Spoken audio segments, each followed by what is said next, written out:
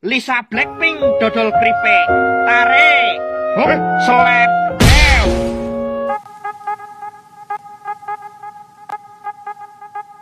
Halo CSku, bertemu lagi dengan manusia Madasudi Easy Film. Baiklah, berikut ini gua akan meringkas perjalanan hidup seorang drummer bernama Mike Portnoy. Selain dikenal sebagai drummer di Dream Theater, ia juga menjadi salah satu drummer legendaris terbaik di dunia. Oke CSku, sebelum kita mulai seperti biasa, kita intro dulu guys. Manusia kita mencari manusia, membotakkan mata, mengosongkan jiwa. Saya kesunyian, tak lagi kau dengar. Inilah saatnya engkau melihatnya.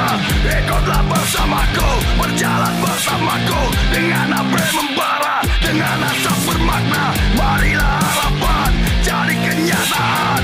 Marilah harapan jadi kenyataan. We're gonna revolt, and on the throne. We're gonna.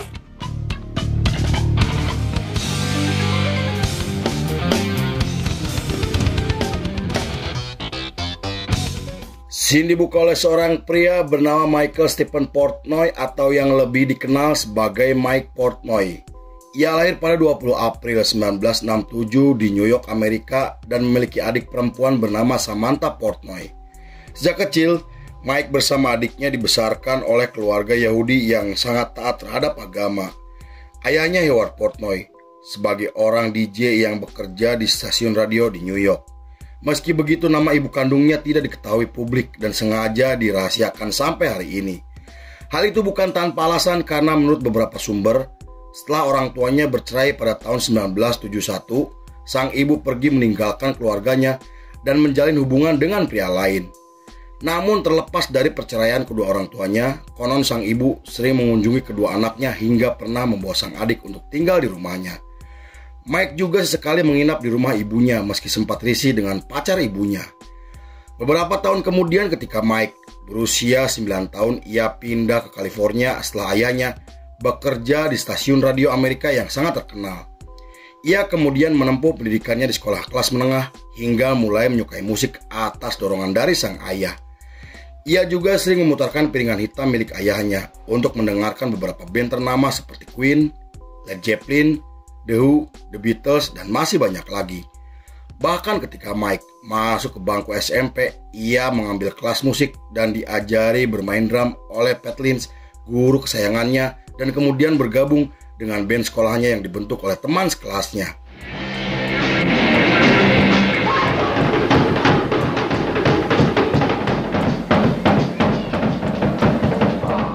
Beberapa tahun kemudian ketika ia duduk di bangku SMA, Mike semakin tertarik dengan dunia musik dan membentuk band metal bernama Inner Sanctum.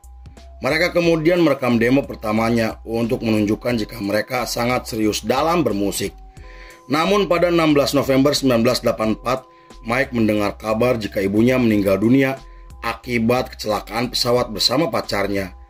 Hal itu membuat Mike sangat terpukul karena sebelumnya ia dan ibunya berencana akan berlibur bersama tepat di hari ulang tahun adiknya.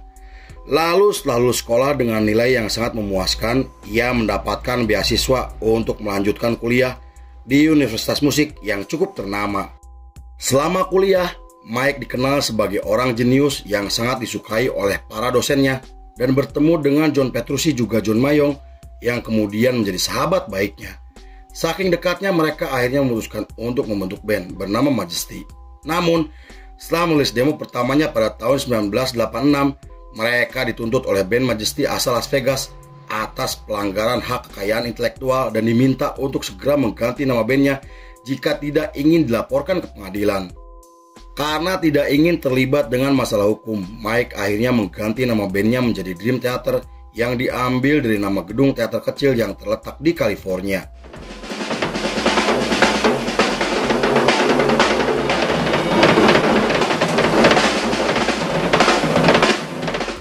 Dengan menggunakan nama barunya, mereka mulai konsisten menulis lagu hingga tampil di beberapa acara komunitas. Mike juga memutuskan untuk berhenti kuliah karena jadwal pertunjukan mereka yang sangat padat. Meski sempat ditentang oleh sang ayah, namun Mike tetap dengan pilihannya demi mencapai mimpinya menjadi seorang musisi. Sejak saat itu, nama Dream Theater mulai dikenal oleh banyak orang dan merilis album pertamanya di tahun 1989. Di periode tersebut, Mike mulai mengambil alih proses kreatif di dalam bandnya seperti konsep album, logo band, konsep panggung, dan instrumen musiknya. Ia juga menjadi juru bicara untuk Dream Theater di saat mereka akan melakukan sesi wawancara.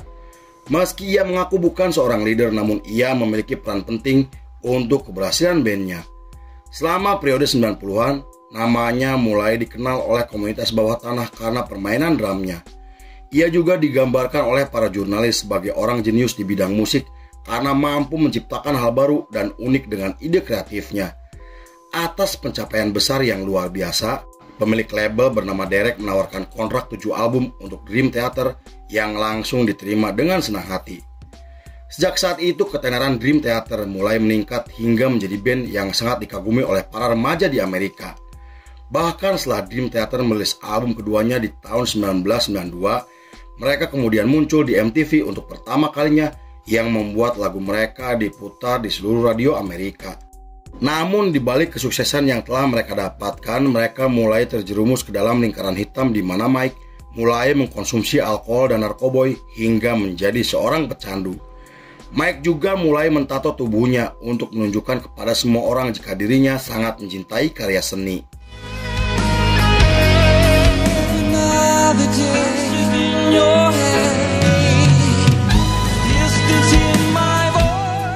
Pada tahun 1993, Mike datang ke acara komunitas bersama Petrucci dan teman-temannya untuk melihat penampilan band thrash metal yang semua personilnya wanita.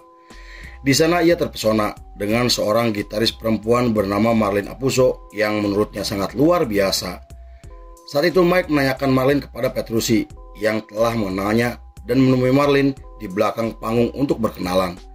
Sejak pertemuan tersebut, hubungan mereka menjadi semakin dekat karena Mike selalu membawa Marlene di saat Dream Theater latihan atau menggelar pertunjukan. Bahkan, Mike sampai membantu mempromosikan band pacarnya agar bisa lebih dikenal oleh banyak orang. Pada tahun 1994, Mike dan Marlene memutuskan untuk menikah yang hanya dihadiri oleh keluarga dan teman-temannya. Pasangan tersebut kemudian memiliki 2 anak bernama Mike John dan Melody. Pada tahun 2000-an, Mike menjadi brand ambassador untuk perusahaan drum asal Jepang yang cukup terkenal. Saat diwawancara, ia menyebut jika Neil Peart dan Ringo Starr sebagai inspirasi terbesarnya. Selain itu, ia juga mengatakan jika dirinya sedang menjalani pemulihan dari ketergantungan alkohol, narkoboy, dan sedang menjalani hidup sehat atas dorongan dari sang istri demi anak-anaknya.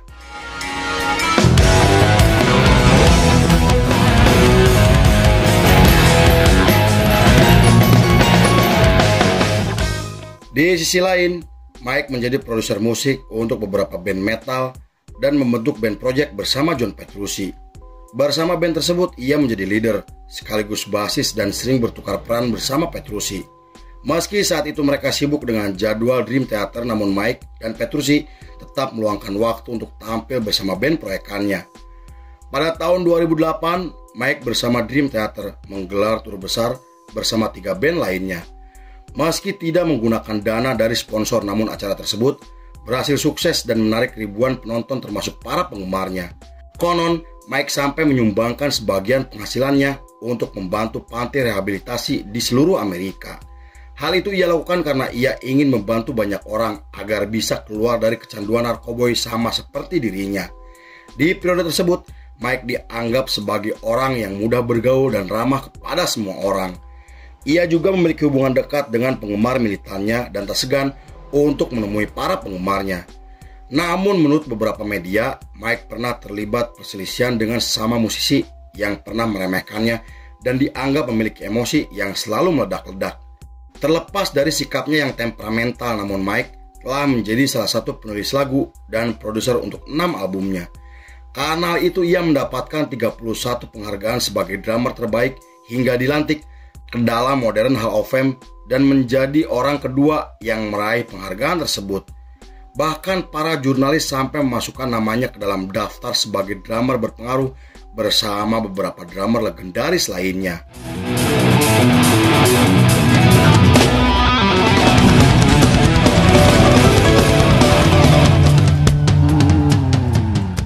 Pada tahun 2010, Mike memutuskan untuk cuti sementara bersama Dream Theater karena jenuh dengan aktivitas bandnya.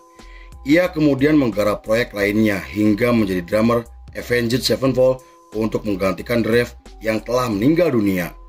Sayangnya keputusan tersebut disalahartikan oleh para personel Dream Theater yang membuat James merekrut Mike Mangini untuk menggantikan Portnoy yang dianggap telah keluar dari band. Meski Portnoy sempat ingin kembali, namun permintaannya ditolak setelah manajemen merekrut Mangini sebagai personil tetap. Tak hanya itu, manajer Avenged Sevenfold juga memilih untuk tidak menggunakan Portnoy karena takut disalahkan oleh Dream Theater. Akibat dari kejadian tersebut, Mike memutuskan keluar dari Dream Theater setelah menjadi personil selama 25 tahun. Hubungannya dengan Petrucci juga mulai memburuk karena Petrucci tidak membelanya ketika ia terlibat masalah dengan manajemen. Beberapa bulan kemudian, Mike membentuk band hard rock bersama Russell dan Mike Orlando. Tapi band tersebut hanya bertahan 3 tahun dan pada tahun 2014, Mike bersama Derek menyelenggarakan festival besar selama 4 hari. Acara tersebut digambarkan sebagai festival musik terbesar yang pernah digelar oleh Portnoy dengan menampilkan banyak band dan artis papan atas. Setelah itu, hubungannya dengan Petrucci akhirnya kembali membaik dengan mereformasi band proyekannya yang mereka bentuk beberapa tahun sebelumnya. Bahkan, Mike juga sempat tampil sebagai drummer bersama band heavy metal Amerika hingga mendirikan supergroup pada tahun 2017.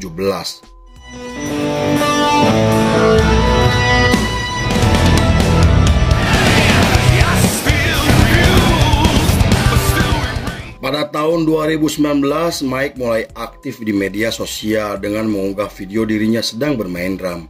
Ia juga sering membalas komentar para penggemarnya dan sekali menggelar pertunjukan bersama band proyekannya.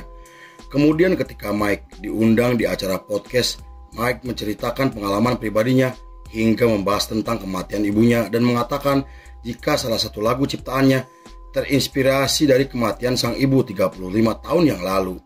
4 tahun kemudian, tepatnya di tahun 2023, Dream Theater membuat kabar mengejutkan jika Mike Portnoy telah kembali ke dalam formasi.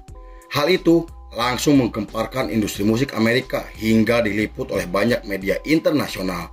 Dalam postingan Instagramnya, Mike membenarkan kabar tersebut dengan mengatakan jika dirinya ingin kembali tampil bersama teman lamanya.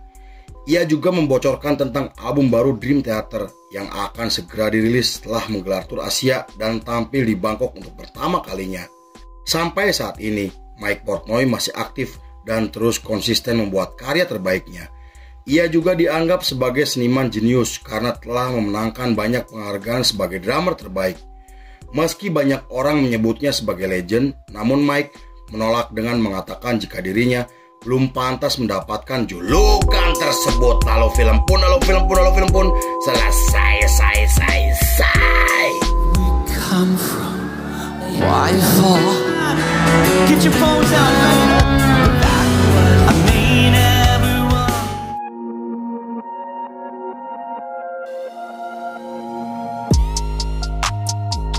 Menjadi seorang drummer bisa membuat saya berkeliling dunia. Baik tukang cuang keoke CSSku, terima kasih sudah menyaksikan ringkasan ini gak selesai. Saya beserta jajaran Berandal Malam kembali pamit undur diri, sampai jumpa di episode berikutnya. Bye bye ampura balelol CSku. Yeah.